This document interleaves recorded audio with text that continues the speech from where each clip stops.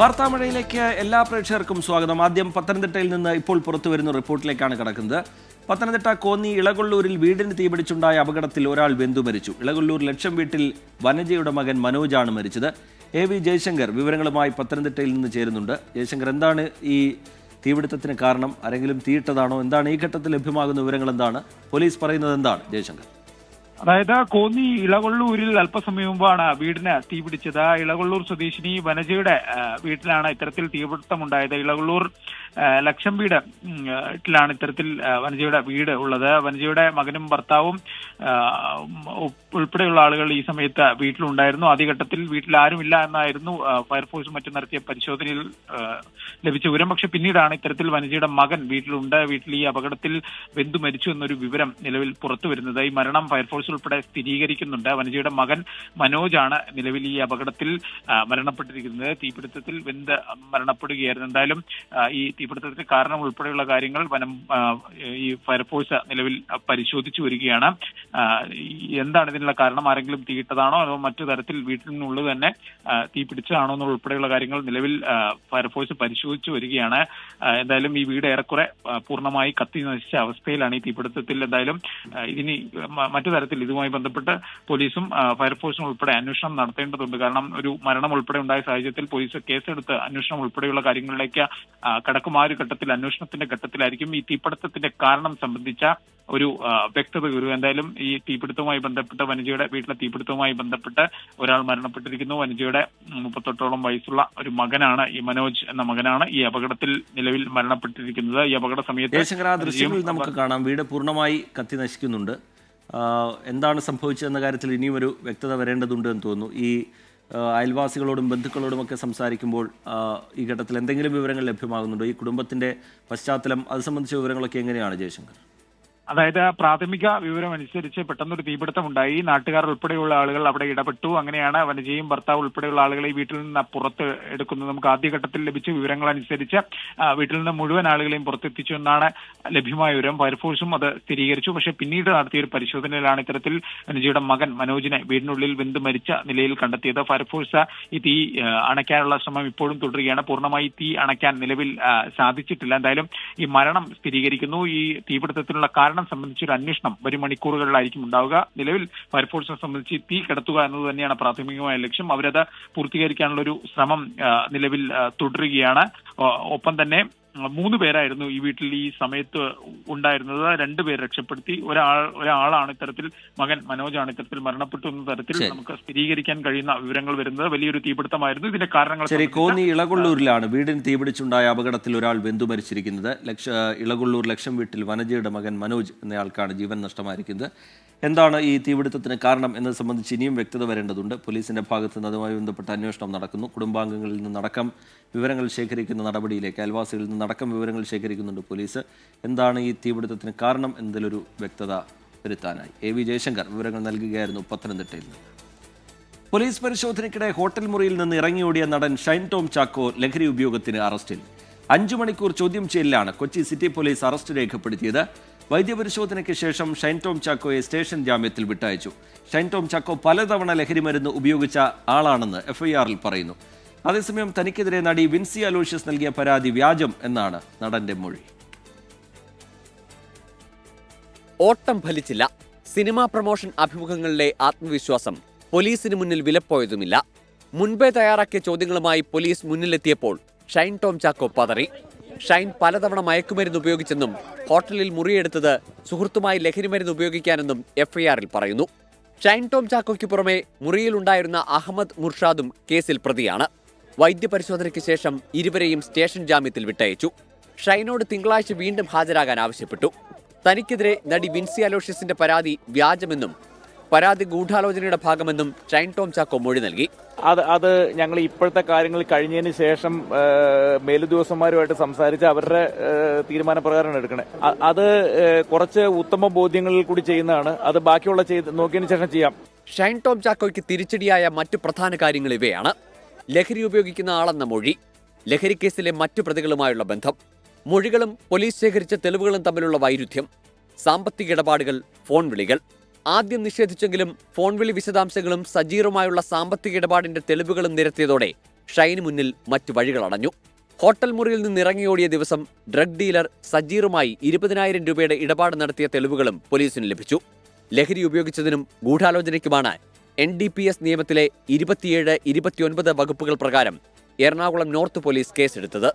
ജാമ്യം ലഭിക്കാവുന്ന വകുപ്പുകൾ പ്രകാരമാണ് കേസ്. ലഹരി ഉപയോഗം സ്ഥിരീകരിക്കുന്നതിന് ആന്റി ഡോപ്പിംഗ് പരിശോധനയും നടത്തും. ശാസ്ത്രീയ പരിശോധനയ്ക്ക് ഷൈൻ ടോം ചാക്കോയുടെ മുടിയും നഖവും ശേഖരിച്ചു. രാവിലെ 10 മണിക്ക് ചോദ്യം ചെയ്യലിന് ഹാജരായ ഷൈൻ ടോം ചാക്കോയെ 3 ACPമാർ മാറി മാറി 5 മണിക്കൂർ ചോദ്യം ചെയ്തു. തുടർച്ചയായ ചോദ്യം ചെയ്യലിന് ശേഷം പതറിയാണ് ഷൈൻ ടോം ചാക്കോ പോലീസ് സ്റ്റേഷനിൽ നിന്ന് തിരിച്ചിറങ്ങിയത്. വിഷ്ണു സുരേഷ്, 24, കൊച്ചി. സിനിമയിലെ മികച്ച നടൻ പോലീസിന് മുന്നിൽ പതറിയ സീനായിരുന്നു ഇന്ന് പകൽ എറണാകുളം നോർത്ത് പോലീസ് സ്റ്റേഷനിൽ. ഒറ്റവാക്കിൽ മറുപടി പറഞ്ഞു തുടങ്ങിയ ഷൈൻ ടോം ചാക്കോ താൻ ലഹരി ഉപയോഗിക്കുന്ന ആളെന്ന് ഒടുവിൽ തുറന്നു പറഞ്ഞു. നേരത്തെ തയ്യാറാക്കിയ ചോദ്യാവലിയുമായാണ് പോലീസ് ഷൈൻ ടോം ചാക്കോയെ നേരിട്ടത്. ഹോട്ടലിൽ നിന്ന് ഷൈൻ ടോം ചാക്കോ ഇറങ്ങിയോടിയത് തെളിവ് നശിപ്പിക്കാനാണ് എന്നാണ് പോലീസിന്റെ വിലയിരുത്തൽ.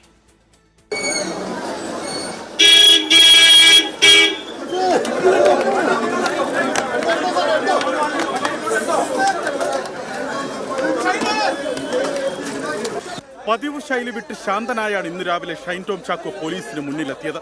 തുടക്കത്തിൽ ചോദ്യങ്ങളോട് ഒറ്റവാക്കിൽ അയഞ്ഞ മറുപടി. ഹോട്ടൽ മുറിയിൽ നിന്ന് എന്തിനിറങ്ങിയോടിയെന്നായിരുന്നു ആദ്യ ചോദ്യം. ഗുണ്ടകൾ മുറിയിലേക്ക് വരുന്നുവെന്ന് കരുതി പേടിച്ചിട്ടെന്ന് ഷൈൻ. ആരെ പേടിക്കുന്നെന്ന ചോദ്യത്തിന് സിനിമയിൽ തന്റെ വളർച്ച ഇഷ്ടപ്പെടാത്തവരെന്ന് മറുപടി. 3 ഫോൺ ഉപയോഗിക്കുന്ന ഷൈൻ ടോം ചാക്കോ ചോദ്യം ചെയ്യലിനെത്തിയത് 1 ഫോണുമായി. മറ്റു ഫോണുകൾ എവിടെയെന്ന് ചോദിച്ചപ്പോൾ മറന്നുപോയെന്ന് ഒറ്റവാക്കിൽ മറുപടി. രാസലഹരി ഉപയോഗിക്കുമോ എന്ന് ചോദിച്ചപ്പോൾ ഇല്ലെന്നും ലഹരി കച്ചവടക്കാരുമായി ബന്ധമില്ലെന്നും ഷൈൻ. തെളിവുകൾ നിരത്തി പോലീസ് ചോദ്യങ്ങൾ മുറുക്കിയതോടെ ഷൈൻ ടോം ചാക്കോയ്ക്ക് പിടിച്ചു നിൽക്കാനായില്ല. ഷൈനുമായി ബന്ധപ്പെട്ട ചോദ്യങ്ങളോട് സഹോദരന്റെ മറുപടി ഇങ്ങനെ. എന്നെ ഡി അഡിക്ഷൻ സെന്ററിലല്ല ഉണ്ടാക്കിയത്, ആക്ച്വലി മാനസികാരോഗ്യ കേന്ദ്രത്തിലാണ് ഉണ്ടാക്കിയത് എന്നെ. ഏത് സജീറാണ്? നേരത്തെ പോലീസ് പറയുന്നത് കൊച്ചിയിൽ ഒരു ലഹരി ഇടപാട് ആ ഹോട്ടലിൽ ഉണ്ടായിരുന്നു എന്ന് പറയുന്നത്. ഈ സജീറുമായിട്ട് ഷൈൻ എന്തെങ്കിലും ബന്ധമുള്ളതായിട്ട് അറിയാമായിരുന്നോ? എനിക്ക് ഏത് സജീറാണെന്ന് അറിയാതെ പറയാൻ പറ്റില്ല. ഫോട്ടോ ഉണ്ടോ? ഈ സജീർ എന്ന് പറയുന്ന ഒരാൾക്ക് 20,000 രൂപ ഷൈൻ്റെ ഫോണിൽ നിന്ന് കൊടുത്തായിട്ടൊക്കെ പോലീസ് കണ്ടെത്തിയിട്ടുണ്ടായിരുന്നു. ഞാനൊരു 5,000 രൂപ വെച്ചിട്ട് തരാറില്ല. ഉപയോഗിക്കുന്നത് മെത്താംഫെറ്റമിനും കഞ്ചാവുമെന്ന് ഷൈൻ പോലീസിനോട് പറഞ്ഞു. സിനിമയിലെ അസിസ്റ്റന്റുമാരാണ് ലഹരി തനിക്ക് എത്തിച്ചു തരുന്നത്. ലഹരി ഉപയോഗം കൂടിയപ്പോൾ കൂത്താട്ടുകുളത്തെ ഡി അഡിക്ഷൻ സെന്ററിൽ പ്രവേശിപ്പിച്ചെങ്കിലും ദിവസങ്ങൾക്കു ശേഷം അവിടെ നിന്നും പോരുകയായിരുന്നു. ആലപ്പുഴ ഹൈബ്രിഡ് കഞ്ചാവ് കേസിലെ പ്രതി തസ്ലീമയെ അറിയാമെന്നും ഷൈൻ ടോം ചാക്കോ സമ്മതിച്ചു. ഷൈൻ ടോം ചാക്കോയുടെ നേതൃത്വത്തിൽ ലഹരി മരുന്ന് ഉപയോഗിക്കുന്നുവെന്ന കൃത്യമായ വിവരത്തിന്റെ അടിസ്ഥാനത്തിലായിരുന്നു പോലീസ് സംഘം ഹോട്ടലിലെത്തിയത്. പോലീസിനെ കണ്ട് ഓടിയത് എന്തിനെന്ന് ആവർത്തിച്ച് ചോദിച്ചുവെങ്കിലും മറുപടി നൽകുന്നതിൽ ഷൈൻ പരാജയപ്പെടുകയായിരുന്നു. ടീം 24, കൊച്ചി. ലഹരി ഉപയോഗിച്ച ശേഷം അപമര്യാദയായി പെരുമാറിയ ഷൈൻ ടോം ചാക്കോയെ സംവിധായകൻ ശാസിച്ചെന്ന വിൻസി അലൂഷ്യസിന്റെ വാദം തള്ളി സൂത്രവാക്യം സിനിമയുടെ അണിയറ പ്രവർത്തകർ. സെറ്റിൽ ഷൈൻ സൂപ്പറായിരുന്നുവെന്നും ഒരു ബുദ്ധിമുട്ടും ഉണ്ടാക്കിയിട്ടില്ല എന്നും സംവിധായകൻ പറഞ്ഞു. നടിയെ ഒറ്റപ്പെടുത്താൻ അനുവദിക്കില്ല എന്നും സർക്കാർ പൂർണ്ണ പിന്തുണ നൽകുമെന്നും മന്ത്രി വീണ ജോർജും വ്യക്തമാക്കി. ഇത്രയും ഒരു പ്രശ്നം വന്നപ്പോൾ ഡയറക്ടറാണ് മുൻകൈയെടുത്ത് ഇയാൾക്ക് താക്കീത് നൽകിയത്. ഇനി ഇത് ഉപയോഗിക്കരുതെന്നും മാന്യമായി സ്ത്രീകളോട് പെരുമാറണമെന്നും താക്കീത് നൽകിയത്. വിൻസി അലോഷ്യസിന്റെ ഈ വാക്കുകളെ പൂർണ്ണമായി തള്ളുകയാണ് സൂത്രവാക്യം സിനിമയുടെ സംവിധായകനും നിർമ്മാതാവും. സിനിമാ സെറ്റിൽ ഒരു പ്രശ്നവും ഉണ്ടായിട്ടില്ല, ഒരു പരാതിയും ആരും പറഞ്ഞിട്ടുമില്ല. 45 ദിവസത്തെ ഷൂട്ടിംഗ് ഷെഡ്യൂൾ 39 ദിവസം കൊണ്ട് തീർന്നു. 27 ദിവസം Shine ഒപ്പമുണ്ടായി. They were like very good. Even not only Shine, Vinci was also like very like in few shots we were discussing that they were improvising and they're doing like more than what we have asked, and it was like so good. I am very much happy with the movie making on this thing. സെറ്റിൽ ലഹരിയുമായി ബന്ധപ്പെട്ട് ഒരു പ്രശ്നവുമില്ലായിരുന്നു. മാധ്യമങ്ങളിലൂടെയാണ് വിൻസിയുടെ പരാതിയെക്കുറിച്ച് അറിയുന്നത്. വിൻസിക്ക് പൂർണ്ണ പിന്തുണയെന്ന് അണിയറ പ്രവർത്തകർ. Complaint മേടിച്ചിട്ടുണ്ട്, officially complaint മേടിച്ചിട്ടുണ്ട്. വിൻസിയുമായി ബന്ധപ്പെട്ട കാര്യങ്ങളിൽ എന്തെങ്കിലും നമുക്ക് പറയാൻ പറ്റുമെങ്കിൽ അത് വിൻസിയും അടങ്ങുന്ന ഒരു കമ്മിറ്റി അവിടെ കൂടുന്നുണ്ട്. അത് കഴിഞ്ഞ് 21-ാം തീയതി വൈകുന്നേരം നിങ്ങൾക്ക് തന്നെ അതറിയാൻ പറ്റും. സിനിമയുടെ പ്രമോഷന് വേണ്ടിയാണ് വിവാദമുണ്ടാക്കിയതെന്ന ആരോപണവും അണിയറ പ്രവർത്തകർ തള്ളി. നടിയെ ഒറ്റപ്പെടുത്താൻ അനുവദിക്കില്ലെന്ന് മന്ത്രി വീണ ജോർജ്. ഈ നിലപാട് തീർച്ചയായിട്ടും ആർജവമുള്ള നിലപാടാണ്. ലഹരി ഉപയോഗിക്കുന്നവർക്കൊപ്പം ഞാൻ അഭിനയിക്കില്ല നിലപാട് ആർജവമുള്ള നിലപാടാണ്. അതിൽ ഏതെങ്കിലും തരത്തിലുള്ള ഒറ്റപ്പെടലുകൾ ഏതെങ്കിലും ഘട്ടത്തിൽ നേരിട്ടാൽ തീർച്ചയായിട്ടും സർക്കാർ സംവിധാനങ്ങൾ ഒപ്പമുണ്ടാകും. ലഹരി ഉപയോഗത്തിൽ നടിമാർ പരാതിയുമായി വരുന്നത് നല്ല കാര്യമെന്ന് ഉണ്ണിമുകുന്ദനും പ്രതികരിച്ചു. പ്രോബ്ലം എല്ലാ ഇൻഡസ്ട്രിയിലും ഉണ്ട്, എല്ലാ സ്ഥലത്തും ഉണ്ട്. News value may be I think സിനിമയ്ക്ക് ലഭിക്കപ്പെട്ട നടിമാരൊക്കെ തുറന്നു പറഞ്ഞു വരുന്ന ഒരു സാഹചര്യം നല്ല കാര്യമാണ്. Good, very good. വിൻസി അലോഷ്യസിന്റെ പരാതിയിൽ അമ്മയും സൂത്രവാക്യം സിനിമയുടെ ICCയും തിങ്കളാഴ്ച തുടർ നടപടികളെടുക്കും. 24 കൊച്ചി. നടി വിൻസി അലോഷ്യസിന്റെ പരാതിയിൽ നടൻ ഷൈൻ ടോം ചാക്കോക്കെതിരെ ശക്തമായ നടപടികൾ സ്വീകരിക്കാനൊരുങ്ങി സിനിമാ സംഘടനകൾ. അനിശ്ചിതകാലത്തേക്ക് സിനിമയിൽ നിന്ന് മാറ്റി നിർത്തണമെന്ന ഫിലിം ചേംബർ തീരുമാനം ഉടൻ നടപ്പിലാക്കും. തിങ്കളാഴ്ച വിശദീകരണം ലഭിച്ചതിനു ശേഷം നടപടി എന്നതാണ് അഭിനേതാക്കളുടെ സംഘടനയായ അമ്മയുടെ നിലപാട്.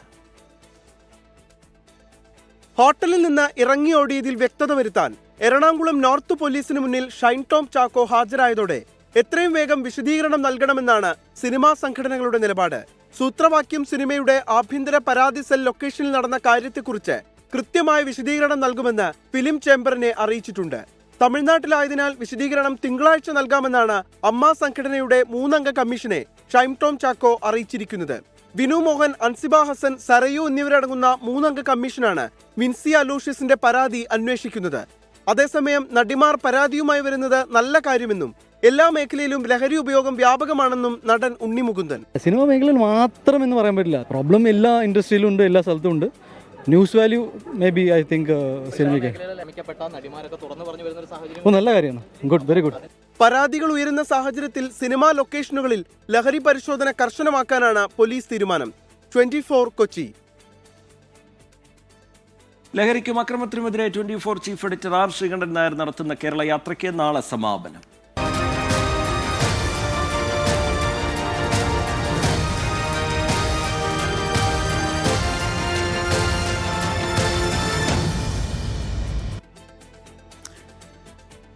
SKN40 കേരള യാത്രയുടെ കാസർഗോഡ് ജില്ലയിലെ പര്യടനം സമാപിച്ചു. നീലേശ്വരം കോട്ടപ്പുറം ഹൗസ് ബോട്ട് ടെർമിനലിൽ നിന്ന് ആരംഭിച്ച മോർണിംഗ് ഷോ ലഹരി വിരുദ്ധ പ്ലക്കാർഡുകളും കലാപരിപാടികളുമായി കെങ്കേമമായി.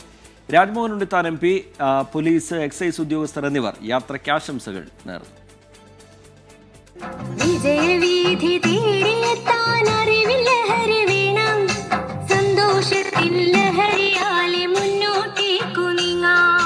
തേജസ്വിനി ക്ലബിന്റെ ബാൻഡ് വാദ്യം യാത്രയെ ആവേശോജ്വലമാക്കി.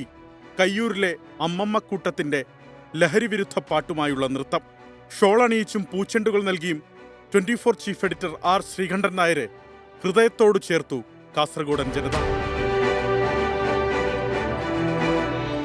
മോർണിംഗ് ഷോയ്ക്കിടെ തേജസ്വിനി പുഴയിലൂടെ ഹൗസ് ബോട്ട് യാത്ര. ഹൗസ് ബോട്ടിൽ പാട്ടും നൃത്തവുമായി സിനിമാ താരങ്ങളായ PP Kunhikrishnan, Unniraja, advocate Shukkur, advocate Gangadharan തുടങ്ങിയവരും പാട്ടുകാരൻ സുരേഷ് പള്ളിപ്പാറയും പാട്ടിനൊപ്പം ചുവടുവെച്ച SK.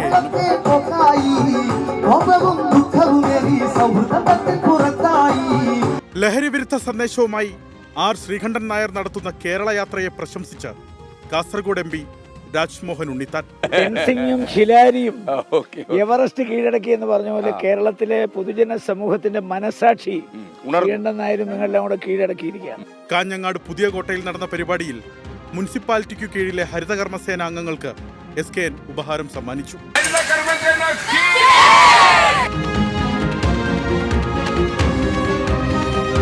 എൻഡോസൾഫാൻ ദുരിതബാധിതരുടെ പുനരധിവാസ കേന്ദ്രത്തിലേക്ക് എത്തിയ ശ്രീകണ്ഠൻ നായരെ ആവേശത്തോടെയാണ് സ്വീകരിച്ചത്. കാസർഗോഡ് തനതു കലയായ അലാമിക്കളി കണ്ടതോടെ 24 സംഘത്തിനും കൗതുകം. തുടർന്ന് അമ്പലത്ര സ്നേഹവീട്ടിൽ കുട്ടികളുടെ കലാപരിപാടികളും അരങ്ങേറി. കാസർഗോഡിലെ മുഴുവൻ എൻഡോസൾഫാൻ വിക്ടിംസിന് വേണ്ടി എന്തെങ്കിലും ചെയ്യണമെന്നുള്ളതാണ്. അത് ഞാൻ കുറച്ചുകൂടെ ആലോചിച്ചിട്ട് നിങ്ങൾക്ക് എന്തായാലും നമ്മളൊരു ചികിത്സാ സഹായം ഉറപ്പുവരുത്തും. പാലക്കുന്നിൽ തച്ചങ്ങാട് ഗവൺമെന്റ് ഹൈസ്കൂളിലെ വിദ്യാർത്ഥികൾ യാത്രയ്ക്ക് സ്വീകരണം നൽകി. തുടർന്ന് ഉദുമ മുല്ലച്ചേരിയിൽ Subhash arts and sports club സംഘടിപ്പിച്ച ലഹരി വിരുദ്ധ പരിപാടിയിലേക്ക് SKN എത്തിയതോടെ മുല്ലച്ചേരിയിൽ ആഘോഷം.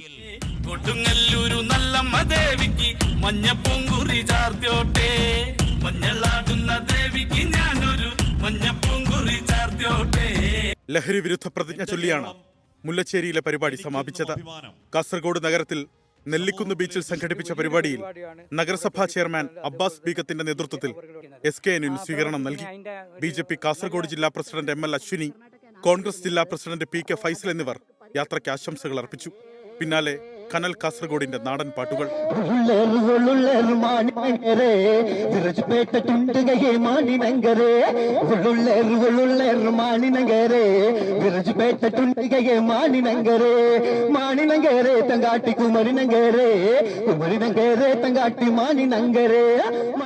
ഇനി നാളെ SKN നയിക്കുന്ന ലഹരി വിരുദ്ധ യാത്രയ്ക്ക് ഔദ്യോഗിക സമാപനം.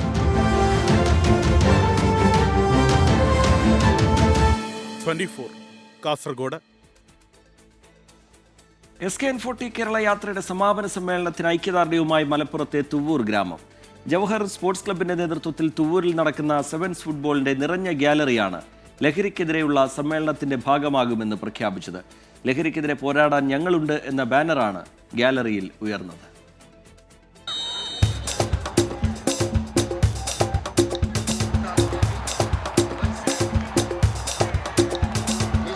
തുവ്വൂർ സന്തോഷ് മൈതാനത്തിലാണ് സെവൻസ് ഫുട്ബോൾ മത്സരം നടക്കുന്നത്.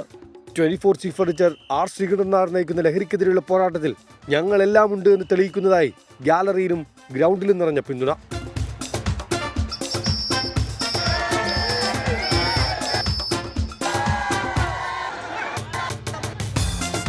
മാധ്യമരംഗത്ത് വളരെ മുന്നോട്ട് പോയ 24 ചാനലും അതുപോലെ തന്നെ അതിൻ്റെ കുലപതിയായ ശ്രീകണ്ഠൻ നായർക്കും ജവഹർ സ്പോർട്സ് ക്ലബിൻ്റെ എല്ലാവിധ ആശംസകളും അർപ്പിക്കുകയാണ്. 20-ാം തീയതി കോഴിക്കോട് വെച്ച് നടത്തുന്ന 24ൻ്റെ മഹാസമ്മേളനത്തിൽ ഈ നാടിൻ്റെ ഒരു സന്ദേശം ഉൾക്കൊണ്ടുകൊണ്ട് പരമാവധി ജനങ്ങൾ ആ സമ്മേളനത്തിൽ പങ്കെടുക്കും.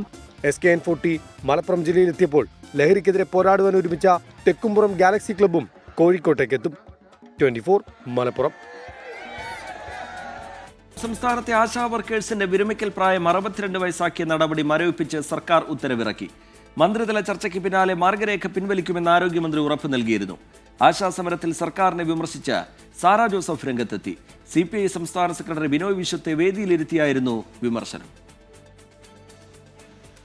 വേതന വർധന ഉൾപ്പെടെയുള്ള ആവശ്യങ്ങൾ ഉന്നയിച്ച് സെക്രട്ടേറിയറ്റിന് മുന്നിൽ ആശാ വർക്കേഴ്സ് നടത്തിവരുന്ന രാപ്പകൽ സമരം 69-ാം ദിവസത്തിലേക്ക് കടക്കുന്നതിനിടെയാണ് സർക്കാർ തീരുമാനം.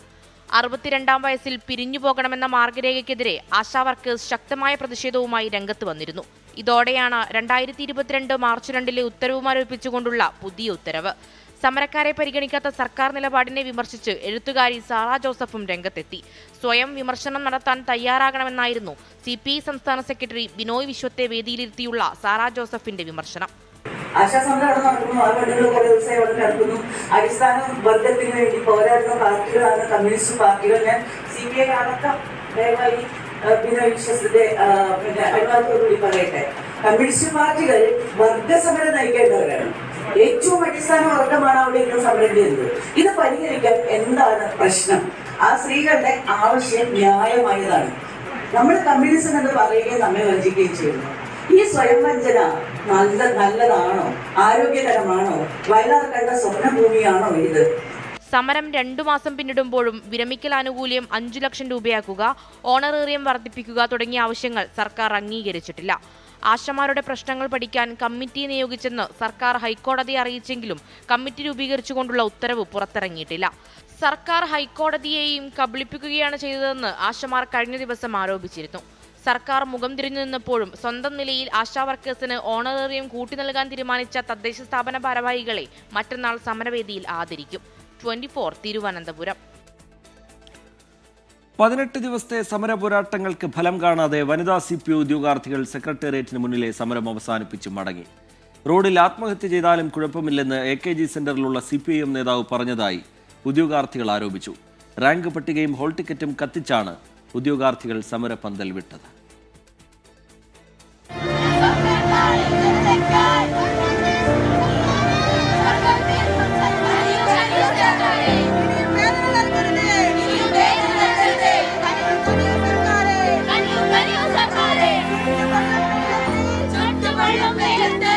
പക്ഷെ അവസാനം വരെയും പ്രതീക്ഷ വന്നിട്ട് ഞങ്ങൾക്ക് ഒന്നുമില്ല എന്ന് പറഞ്ഞ് കൈയൊഴിഞ്ഞപ്പോഴാണ് ഞങ്ങളുടെ കണ്ണീരെങ്കിലും അല്ല ഞങ്ങളുടെ ശ്രദ്ധ അവരിലേക്ക് എത്താൻ വേണ്ടിയിട്ടാണ് ഞങ്ങൾ ഇവിടെ സമരം എന്താണെന്ന് പോലും അറിയാത്ത ഞങ്ങൾ ഈ തെരുവിൽ വന്നത്.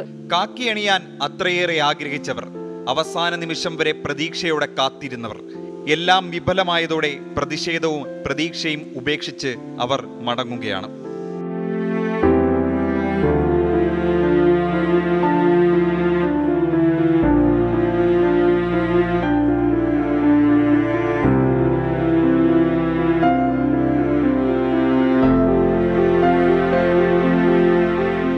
പൊളിഞ്ഞ് ചാരമായത് വെറുമൊരു റാങ്ക് പട്ടിക മാത്രമല്ല, കഷ്ടപ്പാടും വേദനയും സഹിച്ച് അവർ തുന്നിയെടുത്ത കാക്കി എന്ന സ്വപ്നങ്ങൾ കൂടിയാണ്. 18 ദിവസം ഇവിടെ തെരുവിലാണ് കിടന്നിട്ടില്ലേ. കുറച്ചൊരു സമാധാനം, ഞങ്ങളെ സങ്കടങ്ങളൊക്കെ ഒന്ന് ഇറക്കി വെക്കണമെങ്കിൽ വീട്ടിൽ പോകും, അച്ഛനും അമ്മേനെ ഒന്ന് കെട്ടിപ്പിടിച്ച് കരയുക. ഇവിടുന്ന് കണ്ണുനീര് പൊഴിക്കാത്തതിന് കാരണം എന്ന് പറഞ്ഞാൽ ഞങ്ങളെ മനസ്സൊക്കെ കല്ലായിട്ടിരിക്കുകയാണ്. AKG സെന്ററിൽ കാണാൻ ചെന്നപ്പോൾ CPIM നേതാവ് ആക്ഷേപിച്ചെന്നും സമരം തുടങ്ങിയാലും ആത്മഹത്യ ചെയ്താലും പാർട്ടിക്കൊന്നും സംഭവിക്കില്ലെന്ന് പറഞ്ഞതായും ഉദ്യോഗാർത്ഥികൾ ആരോപിച്ചു. നിങ്ങൾ റോഡിലിറങ്ങി എണ്ണ ഒഴിച്ച് ആത്മാഹൂതി ചെയ്തു കഴിഞ്ഞാലും, മരത്തുനിന്ന് കയറി താഴിലേക്ക് തുള്ളിയാലും, മരത്തിൽ കയറ് കെട്ടി തൂങ്ങിയാലും പാർട്ടിക്ക് അതൊരു പ്രശ്നമല്ല എന്നാണ്. അന്ന് ഞങ്ങൾ അവിടുന്ന് കണ്ണ് കരഞ്ഞുകൊണ്ടാണ് ഞങ്ങൾ നേരെ പോയിട്ട് പോലീസ് സ്റ്റേഷനിൽ പോയിട്ട് ഞങ്ങളെ സമരത്തിനുള്ള പേപ്പർ കൊടുത്തിട്ട് വരുന്നത്. അല്ലാതെ ഞങ്ങൾ കോൺഗ്രസിൻ്റെയോ അല്ലെങ്കിൽ BJPൻ്റെയോ ഏത് പാർട്ടിൻ്റെയും പിൻബലത്തോടെ ഇവിടെ സമരത്തിന് ഇറങ്ങിയതല്ല. 18 ദിവസത്തെ സമരത്തിനിടെ പ്രതിഷേധത്തിലുണ്ടായിരുന്ന 3 പേർക്ക് അഡ്വൈസ് മെമ്മോ കിട്ടിയതാണ് ഉദ്യോഗാർത്ഥികളുടെ ഏക ആശ്വാസം. പുറത്തുവന്ന ലിസ്റ്റിൽ പരമാവധി നിയമനങ്ങൾ നടത്തിയെന്ന് സർക്കാർ ന്യായീകരിക്കുമ്പോഴും പട്ടികയിൽ നിന്ന് 40% പോലും നിയമനം നടത്തിയിട്ടില്ല എന്നത് ചോദ്യചിഹ്നമായി അവശേഷിക്കുന്നു. റാങ്ക് ലിസ്റ്റിൽ ഉൾപ്പെട്ട എല്ലാവർക്കും നിയമനം കിട്ടില്ലെന്നിരിക്കെ അവസാന നിമിഷം വരെ പോരാടിയ ഈ വനിതകളുടെ നിശ്ചയദാർഢ്യം അഭിനന്ദിക്കപ്പെടേണ്ടതാണ്. സർക്കാർ ഇവരുടെ പോരാട്ടവീര്യം അംഗീകരിക്കണം. പ്രത്യേകിച്ച് സമരം ചെയ്യുന്നത് അവകാശമെന്ന് ആവർത്തിച്ചു പറയുന്ന പ്രത്യയശാസ്ത്രത്തിൻ്റെ വക്താക്കൾ ഭരണത്തിലിരിക്കുമ്പോൾ. തിരുവനന്തപുരത്ത് നിന്നും അജീഷ് ജയകുമാർ, 24. നാഷണൽ ഹെറാൾഡ് വഖഫ് വിഷയങ്ങളിൽ രാജ്യവ്യാപക പ്രതിഷേധത്തിന് കോൺഗ്രസ്. നിയോജക മണ്ഡലങ്ങളിൽ ഭരണഘടനാ സംരക്ഷണ റാലിയും വീട് കയറിയുള്ള പ്രചാരണവും നടത്തും. ജില്ലാ അധ്യക്ഷന്മാർക്ക് കൂടുതൽ അധികാരങ്ങൾ നൽകിയുള്ള കേരള മോഡൽ എല്ലാ സംസ്ഥാനങ്ങളിലും നടപ്പാക്കും. നാഷണൽ ഹെറാൾഡ് കേസിൽ കുറ്റപത്രത്തിന്റെ പകർപ്പ് കിട്ടിയ ശേഷം നിയമ നടപടിയെന്ന് ജയറാം രമേശ് പറഞ്ഞു. പ്രചരണത്തിലും ഫണ്ട് സമാഹരണത്തിലുമടക്കം ഫലപ്രദമെന്ന് കണ്ടെത്തിയ കേരളത്തിലെ സംഘടനാ മാതൃക ദേശീയ തലത്തിൽ നടപ്പാക്കാനൊരുങ്ങുകയാണ് കോൺഗ്രസ്. എല്ലാ സംസ്ഥാനങ്ങളിലും എന്നതുപോലെ ജില്ലകളിലും രാഷ്ട്രീയകാര്യ സമിതി രൂപീകരിക്കും. തെരഞ്ഞെടുപ്പിൽ മത്സരിക്കുന്നതിൽ DCC അധ്യക്ഷന്മാർക്ക് വിലക്കേർപ്പെടുത്തിയിട്ടില്ലെന്നും ജയറാം രമേശ്. DCC अध्यक्षों को नियुक्त करने का होगा. इसके लिए हर एक जिले में 41 जिले हैं गुजरात में, हर एक जिले में 5 ऑब्जर्वर हैं, 4 PCC के ऑब्जर्वर हैं और 1 AICC से भेजे जा रहे हैं. സോണിയാഗാന്ധിക്കും രാഹുൽ ഗാന്ധിക്കുമെതിരെ കുറ്റപത്രം സമർപ്പിച്ച നാഷണൽ ഹെറാൾഡ് കേസിൽ തുടർ പ്രതിഷേധങ്ങൾക്കൊരുങ്ങുകയാണ് കോൺഗ്രസ്. കോടതി കേസ് പരിഗണിക്കുന്ന ഏപ്രിൽ 25 മുതൽ ഭരണഘടനാ സംരക്ഷണ റാലികൾ നടത്തും. इस संविधान बचाओ रैली को लेकर, और संविधान बचाओ रैली में आर्थिक मुद्दे शामिल होंगे, सामाजिक मुद्दे शामिल होंगे और राजनीतिक मुद्दे भी शामिल होंगे. സോണിയാഗാന്ധിക്കും രാഹുൽ ഗാന്ധിക്കുമെതിരെ BJP നുണപ്രചരണം നടത്തുന്നു. ഓർഗനൈസറിലെ ലേഖനത്തിന് പിന്നാലെ കേരളത്തിൽ ക്രിസ്ത്യൻ പള്ളികളെയും എല്ലാ ന്യൂനപക്ഷ വിഭാഗങ്ങളെയും BJP ലക്ഷ്യം വയ്ക്കുകയാണെന്നും കോൺഗ്രസ് ആരോപിച്ചു. വിനീത VG, 24, ഡൽഹി. നിലമ്പൂർ ഉപതെരഞ്ഞെടുപ്പ് സ്ഥാനാർത്ഥിയെക്കുറിച്ചുള്ള ചർച്ചകൾ സജീവമാക്കി LDF-ഉം. LDF-ന് സ്ഥാനാർത്ഥി ക്ഷാമമില്ലെന്ന് CPIM സംസ്ഥാന സെക്രട്ടറി MV ഗോവിന്ദൻ പറഞ്ഞു. സ്വതന്ത്രരെ പരീക്ഷിക്കുമ്പോൾ സൂക്ഷ്മത വേണമെന്ന കാര്യം CPI മുൻപും പറഞ്ഞിട്ടുണ്ടെന്ന് PP സുനീർ MP 24-നോട് പ്രതികരിച്ചു. അതേസമയം നാളെ നിലമ്പൂരിൽ നടത്താനിരുന്ന അടിയന്തര യോഗം തൃണമൂൽ കോൺഗ്രസ് മാറ്റിവെച്ചു. UDF സ്ഥാനാർത്ഥിയെ പ്രഖ്യാപിച്ച ശേഷമായിരിക്കും LDF സ്ഥാനാർത്ഥിയാരെന്ന അന്തിമ തീരുമാനത്തിലേക്ക് എത്തുക. ഉപതെരഞ്ഞെടുപ്പിനുള്ള സംഘടനാ പ്രവർത്തനങ്ങൾ നല്ല രീതിയിൽ പൂർത്തിയാക്കിയെന്നും ജയിക്കേണ്ടത് അനിവാര്യമാണെന്നും CPIM സംസ്ഥാന സെക്രട്ടറി MV ഗോവിന്ദൻ. കൃത്യമായിട്ട് ഇടതുപക്ഷ ജനാധിപത്യ മുന്നണി അവിടെ നല്ല രീതിയിലുള്ള തെരഞ്ഞെടുപ്പ് ഒരുക്കങ്ങൾ പൂർത്തിയാക്കിയിട്ടുണ്ട്. ഞങ്ങൾക്ക് കാൻഡിഡേറ്റിന് ഒരു ക്ഷാമമില്ല. അനിവാര്യമായിട്ടും ജയിക്കണം എന്നുള്ള നമ്മുടെ അഭിപ്രായം. ജയിക്കും. PV അൻവർ അടഞ്ഞ അധ്യായമാണെന്ന് LDF കൺവീനർ TP രാമകൃഷ്ണനും പറഞ്ഞു. ഉപതെരഞ്ഞെടുപ്പ് ഫലം സർക്കാർ ഭരണത്തിന്റെ വിലയിരുത്തലാകുമെന്ന് CPI നേതാവും MP-യുമായ PP സുനീർ 24-നോട്. കഴിഞ്ഞ 9 വർഷക്കാലമായി കേരളം ഭരിക്കുന്ന LDF ഗവൺമെൻറ്റിൻ്റെ ജനക്ഷേമ വികസന പ്രവർത്തനങ്ങൾക്കുള്ള അംഗീകാരം അത് വോട്ടായി നൽകണമെന്നാണ് നിലമ്പൂരിലെ വോട്ടർമാരോട് അഭ്യർത്ഥിക്കുന്നത്. PV അൻവറിന്റെ പിന്തുണ സ്വീകരിക്കുമെന്ന് പ്രതിപക്ഷ നേതാവ് VD സതീശൻ. അദ്ദേഹം UDF-ന് നിരുപാധികമായ പിന്തുണ നൽകിയിട്ടുണ്ട്. ഞങ്ങൾ ആ പിന്തുണ സ്വീകരിച്ചിട്ടുമുണ്ട്. അദ്ദേഹമായിട്ട് ഞങ്ങൾ ആശയവിനിമയം നടത്തുന്നുണ്ട് നേതൃത്വം. ബാക്കി വിശദാംശങ്ങൾ ഇപ്പോൾ പറയാൻ നിവൃത്തിയില്ല. അതേസമയം നാളെ നിലമ്പൂരിൽ നടത്താനിരുന്ന തൃണമൂൽ കോൺഗ്രസിന്റെ അടിയന്തര യോഗം മാറ്റിവെച്ചു. 9 വർഷം PV അൻവറിന്റെ MLA ഓഫീസായി പ്രവർത്തിച്ചിരുന്ന കെട്ടിടം തൃണമൂൽ കോൺഗ്രസിന്റെ ഓഫീസാക്കി മാറ്റി. 24 മലപ്പുറം. പശ്ചിമബംഗാൾ ഗവർണർ CB ആനന്ദബോസ് മുർഷിദാബാദിലെ കലാപബാധിത മേഖല സന്ദർശിച്ചു. ഇരകൾക്ക് നീതിയും സമാധാനവും ഉറപ്പാക്കുമെന്ന് ഗവർണർ വ്യക്തമാക്കി. ദേശീയ വനിതാ കമ്മീഷൻ സംഘവും കലാപബാധിതരിൽ നിന്ന് മൊഴിയെടുത്തു.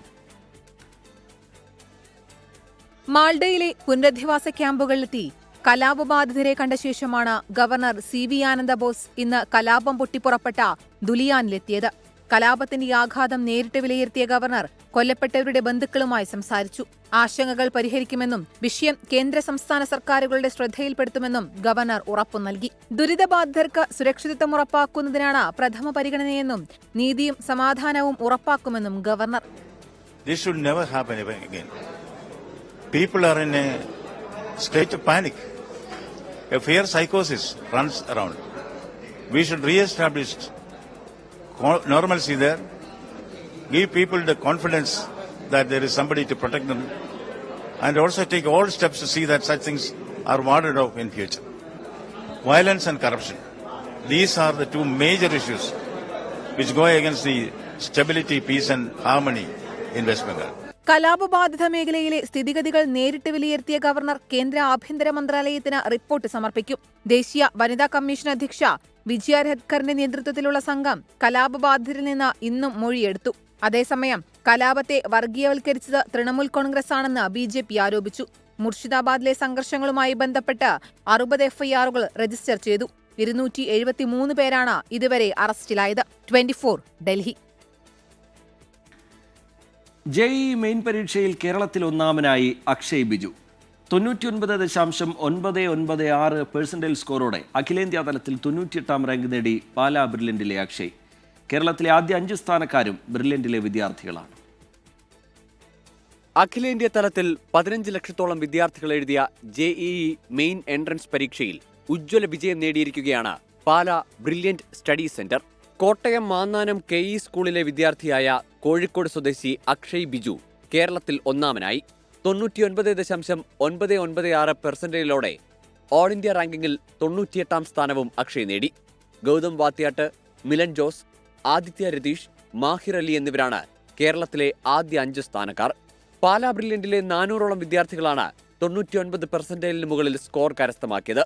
ആദ്യ 1000 റാങ്കിനുള്ളിൽ 11 പേരും 2000 റാങ്കിനുള്ളിൽ 24 പേരും ഇടം പിടിച്ചു.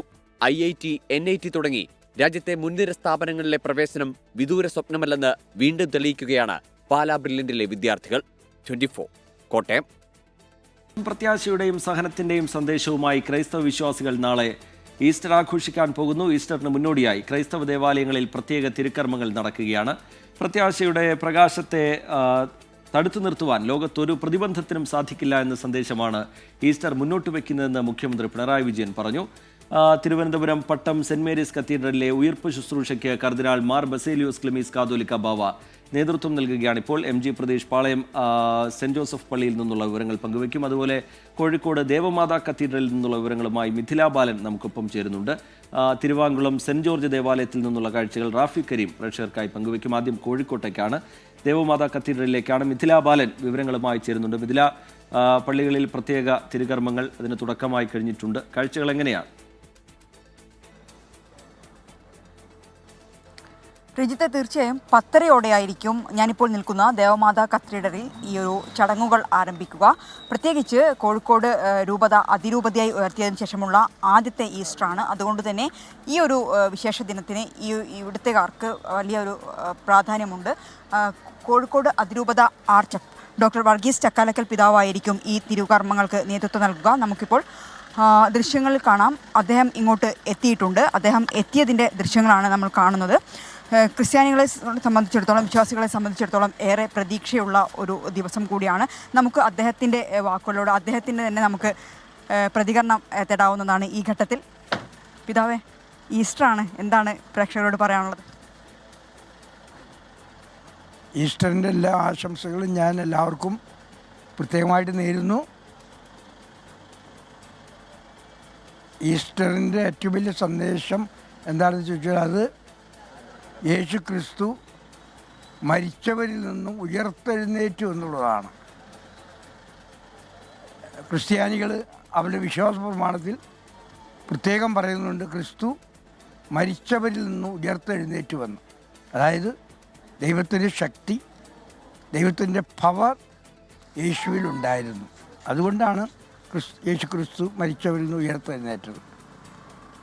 ഈ ഈസ്റ്റർ നമ്മളെ പഠിപ്പിക്കുന്ന ഒരു പാഠം, നമ്മളൊക്കെ ദൃശ്യമായതിൽ മാത്രം നിൽക്കാതെ അദൃശ്യമായതിലേക്ക് കടന്നു കയറണം എന്നുള്ളതാണ്.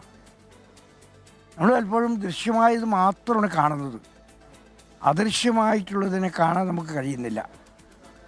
അതുകൊണ്ട് തന്നെ അദൃശ്യമായതിനെ നമ്മൾ അന്വേഷിക്കുന്നുമില്ല. ഈസ്റ്റർ പഠിപ്പിക്കുന്നത് നമുക്കെല്ലാവർക്കും ഒരു ഈസ്റ്റർ കണ്ണുകൾ വേണമെന്നതാണ്, ഉയർപ്പിൻ്റെ കണ്ണുകൾ എന്ന് പറഞ്ഞാൽ ഒരു കോഴിമുട്ടയിൽ ഒരു കോഴിക്കുഞ്ഞിനെ കാണുവാൻ സാധിക്കുക, ഒരു പട്ടുനൂൽ പുഴുവിൽ ഒരു വർണ്ണശബളമായ പൂമ്പാറ്റയെ കാണാൻ സാധിക്കുക, മരണത്തിൽ ജീവൻ കാണാൻ സാധിക്കുക, കാൽവരിയിൽ പുനരുത്ഥാനം കാണുവാൻ സാധിക്കുക. ആ ഈസ്റ്റർ കണ്ണുകൾ ഉണ്ടാകാനാണ് നമ്മൾ ഈ ഈസ്റ്റർ ആഘോഷിക്കുന്നത്. നിങ്ങൾക്കെല്ലാവർക്കും ആ ഈസ്റ്റർ കണ്ണുകൾ ഉണ്ടാകട്ടെ എന്ന് ഞാൻ പ്രത്യേകമായി ആശംസിക്കുകയാണ്. വളരെയധികം നന്ദി പിതാവേ. തീർച്ചയായും ഇതാണ് ഈസ്റ്റർ സന്ദേശവുമായി ബന്ധപ്പെട്ട് arch bishop doctor Varghese Chakkalakkal പിതാവ് പറയുന്നത്. എന്തുതന്നെയായാലും 10:30 ആയിരിക്കും ഞാനിപ്പോൾ ഉള്ള ദേവമാതാ കത്തീഡ്രലിൽ ഇതുമായി ബന്ധപ്പെട്ട ദിവ്യബലി ആരംഭിക്കുക. ഉയർപ്പ് തിരുനാൾ ദിവ്യബലിയാണ്. ജീവിത സാഹചര്യങ്ങൾ, ഏത് ദുഃഖ സാഹചര്യങ്ങളിലൂടെ കടന്നു പോകുന്ന ആളായാലും ഒരു ആത്മവിശ്വാസവും പ്രത്യാശയും പകരുന്നതാണ് യേശുവിൻ്റെ ഈ ഒരു തിരുപ്പിറവി എന്നതാണ് ഈസ്റ്ററിലൂടെ എല്ലാവർക്കും ആയി നൽകുന്ന സന്ദേശം. സൂചിപ്പിച്ചതുപോലെ തന്നെ അല്പസമയത്തിനകം 10:30 ആയിരിക്കും ഈ പള്ളിയിൽ ദിവ്യബലി ആരംഭിക്കുക. വിശ്വാസികളെല്ലാം തന്നെ പള്ളിയിലേക്ക് എത്തിക്കൊണ്ടിരിക്കുന്ന കാഴ്ചയാണ് ഇവിടെ നിന്നും കാണാൻ കഴിയുന്നത്. ശരി, കോഴിക്കോട് ദേവമാതാ കത്തീഡ്രലിൽ നിന്നുള്ള വിവരങ്ങൾ പങ്കുവെക്കുകയായിരുന്നു മിഥില ബാലൻ. എം ജി പ്രതീഷ് കൂടി നമുക്കൊപ്പം ചേരുന്നുണ്ട്. എം ജി പ്രതീഷ് പാളയം സെന്റ് ജോസഫ് പള്ളിയിലാണുള്ളത്. പ്രതീഷ്, അവിടെ നിന്നുള്ള വിവരങ്ങൾ പ്രതീഷ്. അർജിത്ത്, ലോകമെമ്പാടുമുള്ള ക്രൈസ്തവ വിശ്വാസികൾ ഈസ്റ്ററിനെ വരവേൽക്കാനുള്ള ഒരുക്കത്തിലാണ്. അതിൻ്റെ ഭാഗമായി വിവിധ പള്ളികളിൽ പ്രത്യേക ശുശ്രൂഷകളും പ്രാർത്ഥനാ ചടങ്ങുകളും ഇതിനോടകം തന്നെ ആരംഭിച്ചിട്ടുണ്ട്. തിരുവനന്തപുരത്തെ സംബന്ധിച്ച് ഇന്ന് വൈകിട്ട് 7:30 തന്നെ ഈ സെൻറ് മേരീസ് കത്തീഡ്രലിലാണ് ആദ്യം ഈ ചടങ്ങുകൾ ആരംഭിച്ചത്. ആ 7:30 ആരംഭിച്ച ചടങ്ങുകൾ 10 മണിവരെ നീണ്ടു നിന്നിരുന്നു. പ്രത്യേക പ്രാർത്ഥനാ ശുശ്രൂഷകളും പ്രദക്ഷിണവും ഉൾപ്പെടെ ഈസ്റ്ററുമായി ബന്ധപ്പെട്ട ഈ സെൻറ് മേരീസ് കത്തീഡ്രലിൽ നടന്നിരുന്നു. ഈ കത്തീഡ്രലിൽ കർദിനാൾ മാർ ബസേലിയോസ് ക്ലിമ്മിസ് ബാവയുടെ നേതൃത്വത്തിലാണ് ഈ ശുശ്രൂഷ ചടങ്ങുകളും പ്രാർത്ഥനാ ചടങ്ങുകളും നടന്നത്.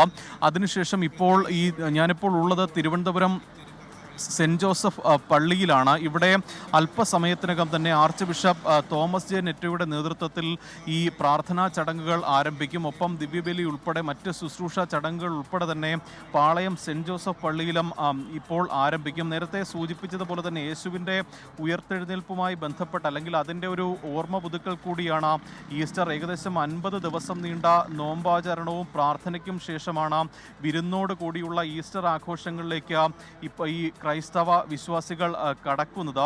ഇതിൻ്റെ ഭാഗമായുള്ള പ്രാർത്ഥനാ ചടങ്ങുകളാണ് നിലവിൽ വിവിധ പള്ളികളിൽ നടക്കുന്നത്. ഈ ക്രൈസ്തവ വിശ്വാസികളെ സംബന്ധിച്ച് ഈ 50 ദിവസത്തെ ഒരു നോമ്പിൻ്റെ പരിസമാപ്തി കൂടിയാണ് ഈ ഈസ്റ്റർ. അതുകൊണ്ട് തന്നെ ആ ഒരു പുതിയ പ്രത്യാശയുടെ ഒരു പ്രതീക്ഷയിൽ അല്ലെങ്കിൽ അത്തരത്തിലൊരു പ്രതീക്ഷയിൽ തന്നെയാണ് നിലവിൽ ക്രൈസ്തവ വിശ്വാസികൾ ഉള്ളത്. ആ കഴിഞ്ഞുപോയ പീഡാനുഭവ ഭാരത്തിന് അവസാനമാകുന്നു ഈസ്റ്ററോട് കൂടിയെന്ന് അവർ വിശ്വസിക്കുന്നുണ്ട്. അതുകൊണ്ട് തന്നെ ഈ എത്ര ദുരിതത്തിലൂടെയും കഷ്ടപ്പാടുകളിലൂടെയും കടന്നുപോയാലും അതിനെല്ലാം ഒരു ശുഭകരമായ ഒരു ഉയർപ്പുണ്ടെന്ന വിശ്വാസമാണ് ക്രൈസ്തവ വിശ്വാസികളെ സംബന്ധിച്ച്. അതുകൊണ്ട് തന്നെ ആ ഒരു ഈസ്റ്ററിനെ വരവേൽക്കാനുള്ള എല്ലാ തയ്യാറെടുപ്പിലും ഒരുക്കത്തിലുമാണ് ക്രൈസ്തവ വിശ്വാസികൾ. അല്പസമയത്തിനകം തന്നെ ഈ പാളയം സെൻറ് ജോസഫ് പള്ളിയിലും ഇതുമായി ബന്ധപ്പെട്ടുള്ള ശുശ്രൂഷ ചടങ്ങുകൾ നടക്കും. ഈ മെഴുകുതിരികൾ തോമസ് ജെ നെറ്റയുടെ സാന്നിധ്യത്തിൽ തെളിയിച്ച് ഈ പള്ളിക്കുള്ളിലേക്ക് പ്രവേശിച്ചുകൊണ്ടായിരിക്കും ഈ ശുശ്രൂഷ ചടങ്ങുകൾ നടക്കുന്നത്. എന്തായാലും വലിയ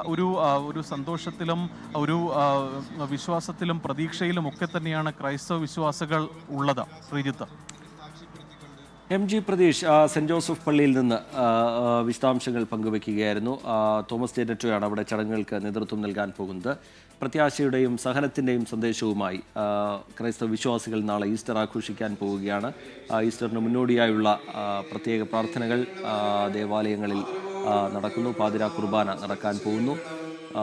പ്രത്യേക തിരുക്കർമ്മങ്ങൾ തുടങ്ങാൻ പോകുന്നു. പ്രത്യാശയുടെ പ്രകാശത്തെ തടുത്തു നിർത്താൻ ലോകത്ത് ഒരു പ്രതിബദ്ധത്തിനും സാധിക്കില്ല എന്ന സന്ദേശമാണ് ഈസ്റ്റർ മുന്നോട്ട് വയ്ക്കുന്നതെന്ന് മുഖ്യമന്ത്രി പിണറായി വിജയൻ്റെ സന്ദേശം കഴിഞ്ഞ മണിക്കൂറുകളിലാണ് പുറത്തു വന്നത്.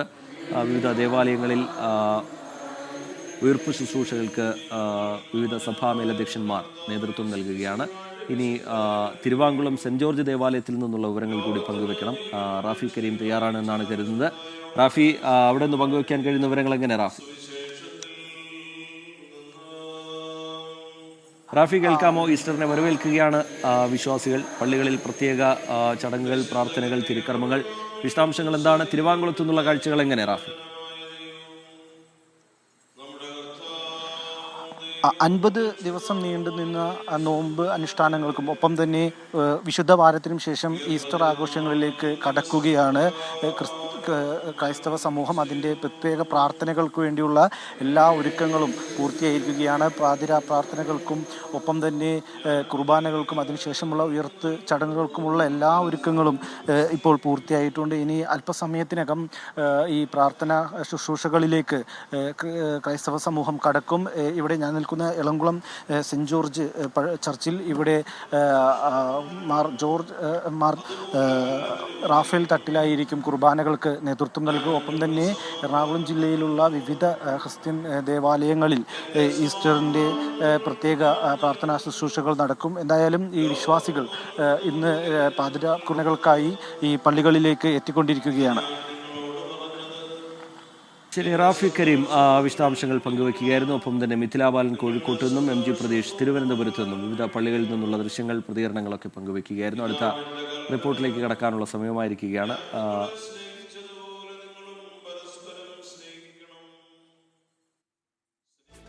ചോദ്യപേപ്പർ ചോർച്ചയിൽ Kasaragod Palakkunnu greenwood college principal നടത്തിയത് ഗുരുതര ക്രമക്കേടെന്ന് കണ്ണൂർ സർവകലാശാല. പ്രിൻസിപ്പൽ P അജീഷിനെതിരെ ബേക്കൽ പോലീസ് കേസെടുത്തു. ചോദ്യപേപ്പർ ഡൗൺലോഡ് ചെയ്ത് പ്രിന്റ് ചെയ്യുന്ന സെന്ററുകളിൽ നിരീക്ഷകനെ നിയോഗിക്കാനും സർവകലാശാല തീരുമാനിച്ചു. ഈ റിപ്പോർട്ടോടെ വാർത്താമഴയുടെ സമയം പൂർത്തിയാവുകയാണ്.